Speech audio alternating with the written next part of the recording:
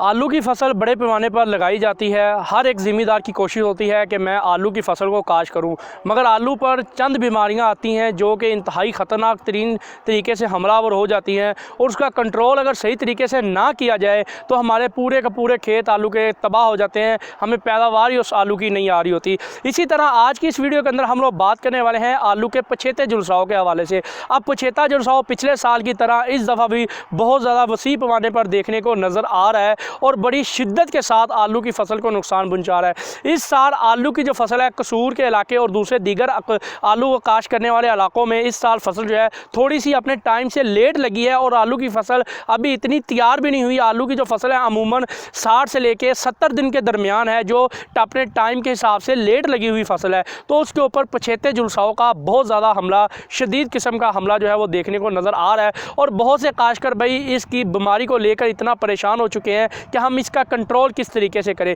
तो आज की इस वीडियो के अंदर हम आलू के पछेते झुलसाव की पहचान के हवाले से बात करेंगे, इसके कंट्रोल के हवाले से बात करेंगे और ये बीमारी किस वक्त हमलावर होती है इसके हवाले से हम लोग बात कर रहे होंगे। मगर वो काश्तकार भाई जो पहली दफ़ा चैनल पर आए हैं, चैनल को लाजमन सब्सक्राइब करें ताकि हमारी जितनी भी आने वाली ज़राअत के मुतल्लिक़ वीडियो हो वो आप लोग बर वक्त देख सकें। सबसे पहले आलू के अंदर पछेते झुलसाव की बात की जाए तो ये जो पछेता झुलसाव है एक बैक्टीरिया जिसका नाम फाइटोप्टेरा है, उस बैक्टीरिया से ये आलू का पछेता झुलसाव जो है अपनी नस्ल कशी करना शुरू कर देता है। यह बैक्टीरिया अमूमन हर वक्त ज़मीन के अंदर मौजूद रहता है, लेकिन जब इसको एक साजगार माहौल और मौसम मिलता है उस वक्त ये अपनी नस्ल कशी करता है और एक बड़े वसी पैमाने पर फैलना शुरू कर देता है। अब इसकी पहचान का आम अगर आप देखें जो हमारे आलू के पत्ते होते हैं, अगर आप एक आलू का पत्ता देखें, आलू के पत्ते के ऊपर भूरे रंग के आपको धब्बे नज़र आएंगे जो पत्ते की बाहर वाली साइड से अंदर की तरफ जा रहे होंगे। अगर ये निशानी अगर आपको देखने को नजर आती है और ख़ास तौर पे जहां से पत्ता डंडी के साथ जुड़ा होता है उस जगह से या पत्ते के निचले हिस्से से बीमारी पत्ते की बाहर वाली साइड से अंदर वाली तरफ जा रही होगी तो ये आलू का पछेता झुलसाव है। और जब बीमारी थोड़ी सी ज़्यादा हो जाए, पत्ता थोड़ा सा सूख जाए, जब आप उस पत्ते को उल्टा के देखेंगे तो आपको छोटे छोटे सफ़ेद कलर के फफूंदी के सफूद नज़र आ रहे होंगे जो इस बीमारी की बाकियात हैं जिससे आगे बीमारी फैलती है। तो ये बीमारी की पहचान है। इस तरीके से आप आलू की बीमारी के पछेते झुलसाव की पहचान कर सकते हैं।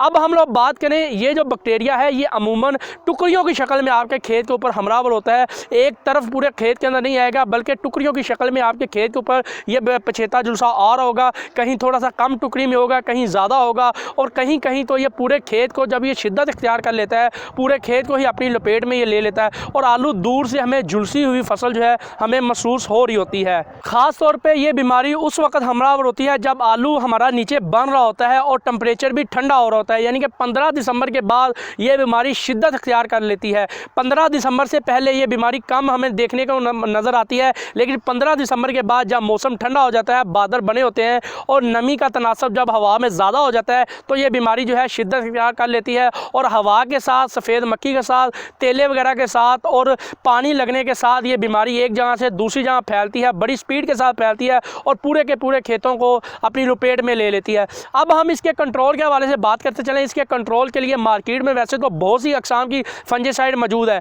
मगर आप इसके लिए चंद ऐसी फंजीसाइड हैं जो कि आप स्प्रे कर सकते हैं, जिसमें कुछ प्रोडक्ट मौजूद हैं जिनको आप स्प्रे करके आलू के पछेते झुलसाव का कंट्रोल कर सकते हैं। प्रोडक्ट की बात की जाए कैरूटॉप है, इसके बाद एक्रोबेट है, ब्रावस है, इसके अलावा और भी दीगर बहुत सी कंपनियों के प्रोडक्ट मौजूद हैं। आप किसी भी अच्छी कंपनी का, मल्टीनेशनल कंपनी का फंजीसाइड, किसी अच्छे फंजीसाइड का स्प्रे करके 1 से 2 बार रिपीट स्प्रे करने के बाद आप इस बीमारी का कंट्रोल कर सकते हैं। इस बीमारी का बरवक्त कंट्रोल इंतहाई ज़रूरी है। अगर आप लोग इस बीमारी का बरवक्त कंट्रोल नहीं करेंगे तो कभी भी आप आलू से एक अच्छी पैदावार आप लोग हासिल नहीं कर सकते। बीमारी उस वक्त हमला करती है जब आलू जो है नीचे तैयार हो रहा होता है, बन रहा होता है। उस वक्त हमला होने की वजह से पत्ता ऊपर से खुश्क हो जाता है जिसकी वजह से पौधा जो है सही तरह से ग्रोथ नहीं पाता और आलू के अंदर जो है सही तरीके से नशोनुमा नहीं हो पाती, जिसकी वजह से हमारी पैदावार कम रह जाती है। बहुत से काश्तकार भाई आलू के ऊपर जब स्प्रे कर रहे होते हैं तो 3 टैंकियाँ जो है वो लगाते हैं। आपको कोशिश करनी चाहिए कि दवाई के ऊपर उसकी तमाम रिकमेंडेशन को पढ़कर आप स्प्रे करें।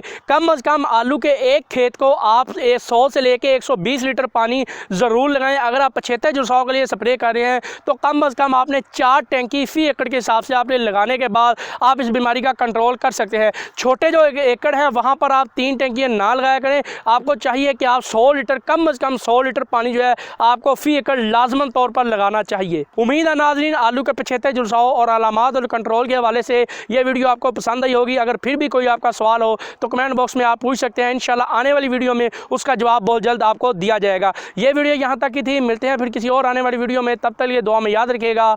अल्लाह हाफिज़।